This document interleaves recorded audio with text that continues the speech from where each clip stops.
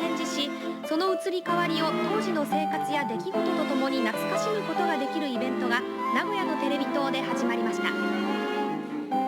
サラリーマンの平均月収の2倍もした昭和30年代の真空管テレビや昭和40年代の家具調テレビなどおよそ60台が展示されています。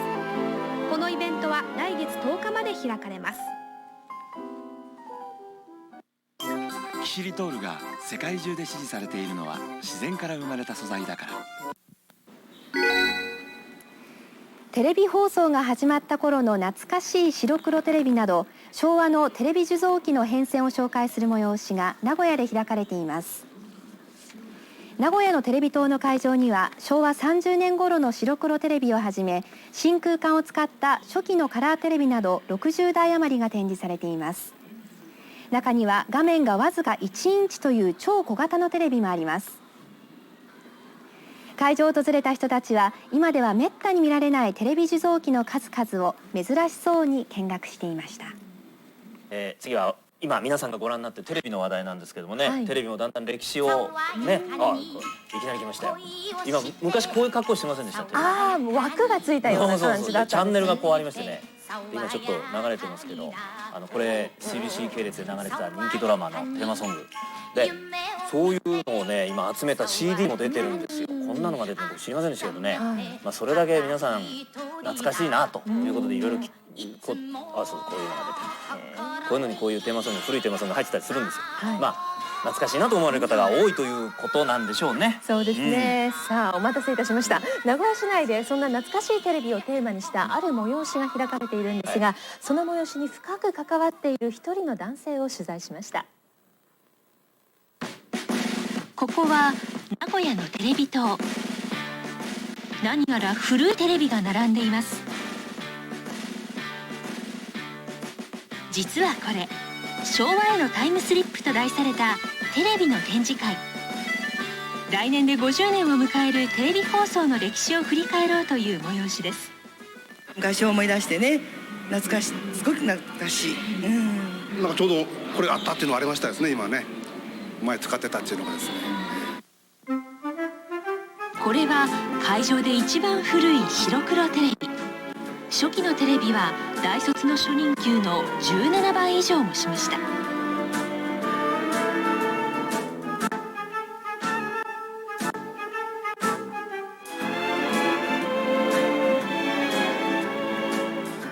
今では見られなくなった足がついたテレビ。こんなスタイルも普通でした。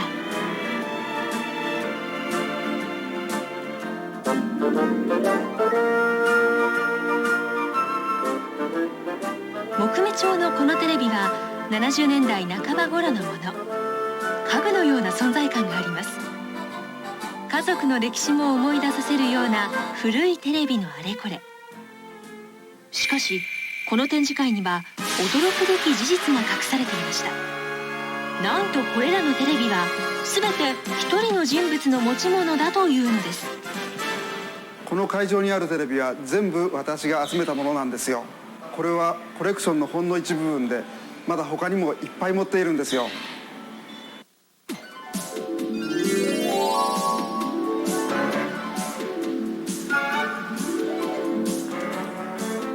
こちらの倉庫、松本さんが集めたテレビを置くために借りています。テレビ用の倉庫は他にも2カ所。家族にも場所を教えていないということです。ギフト用品の販売会社を経営する松本さんは、休みの日にここへやってきては壊れたテレビを修理するのが楽しみなんです。こ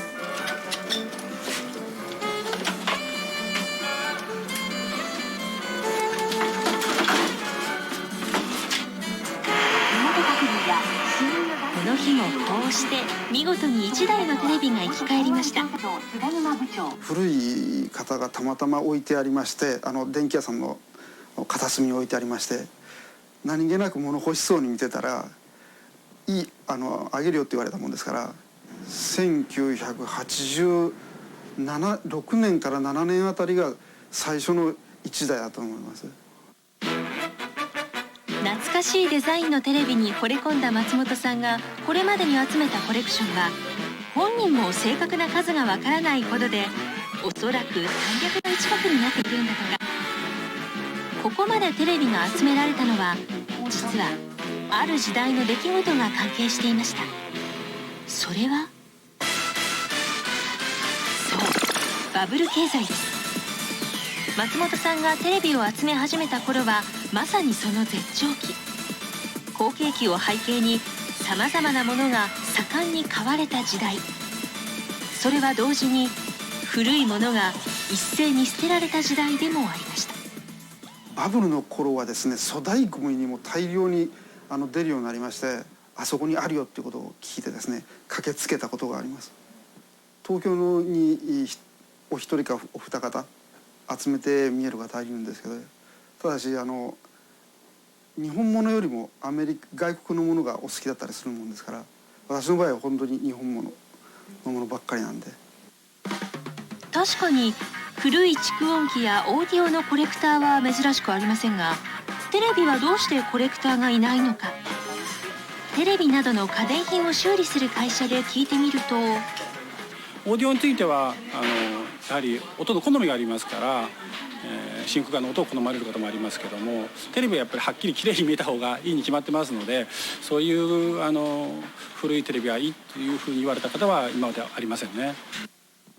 小森さん自身ももともと家電メーカーでテレビの出張修理などを担当し、今の会社を起こすまで20年以上一貫して修理の現場に立ってきた技術者。テレビへの思い入れも人一倍あります。で、こちらどうぞ。こんにちは。そんな小森さんに松本さんの膨大なコレクションを見てもらいました。テレビの中でも一番気に入ってるシャープのロングランっていうやつなんですけど、もうこれを見るとね、僕はめまいがしそうで懐かしくて、これこう動くんですね、上がね。最高級機能でしたね。リモコンが確か最初についたタイプで、ね、この辺からカチンカチンとこう、こういうテレビがあったんだ、ああいうテレビ、当時はこのテレビを見たんだねっていうね、そういうので見ていただいて、それぞれの年代のね思い出が蘇っていただければ嬉しいなと思います。懐かしいテレビを集めた松本さんのコレクション。間近に見るとテレビを通して見た出来事や当時の思い出が蘇るはず。あなたも出かけてみませんか？懐かしいですね。懐かしくてめまいがしそうなんておっしゃってましたけど。そういえばこうやってカバーかぶってたな、うちのテレビも。そうですか。こうやって見るときこうやって見てた覚えが。私つまみが本体についてるっていうのはすごく懐かしく感じましたけど。リモコンしか使ったことないってこと？いや、昔の頃しかないんですよね。すごいな、それもすごいな。はい。さてこの後は待ち合わせの名所が新しくなりました。優雅 CBC 案内する独自の。それでは金曜日の夕方チャンススタートです。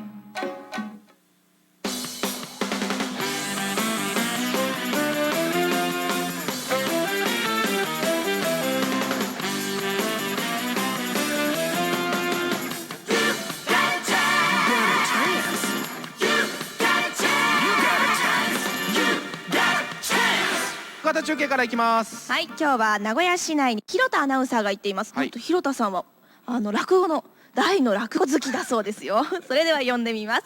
広田さん。はい、こんばんは。こんばんは。だからといっていきなり謎かけするわけにもいかないんですが、私がいますのは名古屋市栄のテレビ塔の3階です。でここでは今日本のテレビの放送が始まって来年で50年になるんですが、昔活躍していたテレビの受像機がたくさん並んでいます。でテレビ塔、実は NHK もお世話になってまして、一番上この今光ってるとこから NHK の電波が出て皆さんのお宅に届いています。でこの会場にはですね、いろんなテレビがあるんですけど、珍しいものをご紹介します。これ当時はまだ大型テレビなんてなかったんで、こういうスクリーンをテレビの画面の前に置いて、テレビの画面を拡大して、いわば雰囲気だけ大型画面を楽しんでもらおうというものなんですね。でこれを見ると懐かしいなと思う方もいるかもしれませんが、下をこうやって開けますとね、中からねレコードプレーヤーが出てくるんです。すごい。そしてねマイクもついてるんです。ね、何に使うかというと、ここに好きな歌手のレコードを置いて、そしてかけるんです。そうしますとそのレコードの中の声の部分だけを機械的に抜いて、代わりに自分の声をマイクで乗せて歌うことができると。つまり、ね、カラオケのものすごい初期のものなんですよ。それいつぐらいのものでしたっけ？何年ぐらい前のものですか？これはね、昭和42年のものですね。生まれる前だ。はい、ですからもうこの頃にカラオケが始まりかけていたということと、一家の中心はやはりテレビでここに集まって家族が団らんしていたんだということが分かるようになってるんですね。それはなかなかですね、この機会はね。はい、そうですよ。でね、こういういろんなテレビが並んでるんですが、見てる方の反応を見てますとね、やっぱりテレビって昔そんなに簡単に買い替えたりはできませんでしたから、ああこのテレビがあった時にはうちではこんなことがあった、世の中ではこんなことがあったということをですね、皆さん懐かしそうに思い出してらっしゃるんですね。他のものも見てください。昭和46年、当時ねボーリングブームだったんですが、だからというわけでもないんでしょうけど、こういう丸い形のテレビ、なんか未来のテレビみたいに見えますね。今見るとかえって新しく見えますよね。はい、私が生まれた年ですね。そのテレビが作られたの。ね、ちょうどじゃあ藤崎さんと同い年の、それからね、その頃からずっとなんですけど、テレビがどんどんこう小型化していく様子が手に取るように分かるんです。もうね、ここにある一台一台全部見ていくとプロジェクト X ができるんじゃないかと思うようなテレビばっかなんですが、例えばね、これなんかは、昭和46年ラーメン1杯コーヒー1杯150円の時代に41,800円のテレビ。これはね、ここに時計ついてるのかな。時計でね、これ目覚まし時計になってまして、朝テレビの放送で目が覚めるというものなんですね。それからその隣にはテレビを持ってもう屋外へ出ようじゃないかと、外でもテレビが見られますよという、つまり乾電池で動くテレビなんですね。これこういったものもあります。それから昭和59年のテレビですがね、これ500円玉でこう隠すとね、隠れちゃうぐらいの大きさの、もうこの時からこういう小型化というのはどんどん始まっているということが分かりますね。大きさだけでいうと今もね、あんまりそうもうかなり小さくなってますよね。そうですそうです。でまあここにあるテレビなんかをこう見てますとね、非常に感じますのは不思議なもんでね、夕方チャンスもこの白黒の昔のテレビで見るとね、とっても懐かしい感じがするんですよ。ですからね、ここへ来ると非常にそのタイムスリップをした、昭和へタイムスリップをしていったような感じが非常にする展覧会です。この展覧会は11月の10日までテレビ塔の3階で行われています。昭和46年の丸型テレビはちょっとびっくりしましたね。そうですね。今新しいタイプのデザインって言われても信じちゃうぐらいのね、新しいっていう感じしますね。50年ということでございました。はい、夕方中継ご覧いただきました。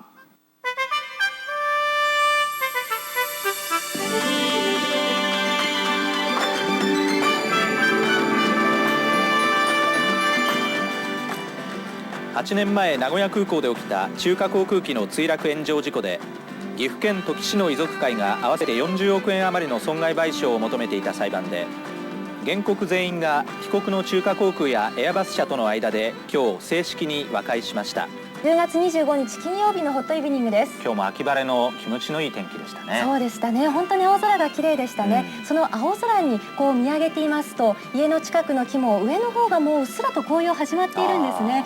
この1週間毎日見上げて歩いたんですが、この1週間で随分色づいてきたのも分かりました。日に日に秋が深まってきますね。さて今日の中継ホットライブは名古屋市のテレビ塔からです。広田アナウンサーが行っています。広田さん。はい。名古屋城がライトアップされて白く浮かび上がって見えます。それを上から見下ろしています。真ん中にありますね。高さ90メートル、そうですね。高さ90メートル、名古屋テレビ塔の展望台です。今日はここから古いテレビの技術、そして新しいテレビの技術、その移り変わりについて後ほど中継でお伝えします。はい、テレビ塔からの中継は32分頃からお伝えします。では次は中継ホットライブです。日本でテレビ放送が始まってから来年で何年でしょうか。何年でしょう。50年です。テレビの技術も随分変わりました。懐かしいテレビたちを見て放送技術の移り変わりを実感してもらおうという展示会が名古屋市のテレビ塔で開かれています。今日はこの展示会を新しい中継の技術を使って広田アナウンサーがお伝えします。広田さん。どうぞ。名古屋駅の高層ビルが夜空の中に浮かび上がって見えています。90メートルの高さのところに来ています。名古屋テレビ塔の展望台です。で今日はここから生中継でお伝えしていきますが、生中継と言いますとね、16トンもあるような中継車を持って出かけることもあるんですが、今日使う機材はたったのこれだけです。台車1台分のこの機材を使ってビルの中、しかも動くエレベーターの中から中継でお伝えしていこうと思っております。でまずは論より証拠ですから、エレベーターに乗りましょう。すいません、お邪魔します。こんばんは。普段は NHK はこの機材をですね、こんばんは、改めまして、普段は NHK ではこの機材を使ってマラソンや駅伝などのロードレースの中継などをしています。それから緊急時、災害ですとか事故のあった時には緊急報道にも使っています。ではすいません、閉めてください。そして下に降りてください。今エレベーターの扉が閉まりました。そして動き出しましたので、これで我々の持っている機材がどことも線ではつながっていないということが分かったと思います。でもしっかりね、映像は届いていると思いますし、見てください。オアシス21がきれいに見えています。このテレビ塔は昭和29年1954年にできました。そして映っているオアシス21はつい最近オープンしたばかりですから、その間には50年というその時の流れがあるんですが、こうしてね、高いとこから見下ろしてますと、その時の流れも感じます。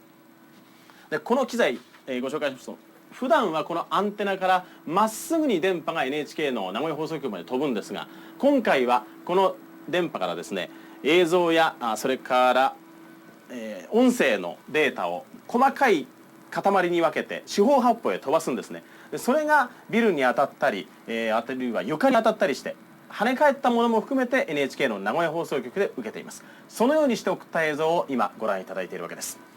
さあ、そろそろ着きます。名古屋テレビ塔の3階です。でこちらでは今実は展示会が行われているんですね。この中継の中でその展示会についてもお伝えしてまいります。種も仕掛けもないということがこれで分かっていただけましたか。開きまして3階です。実は来年日本でテレビの放送が始まって50年になります。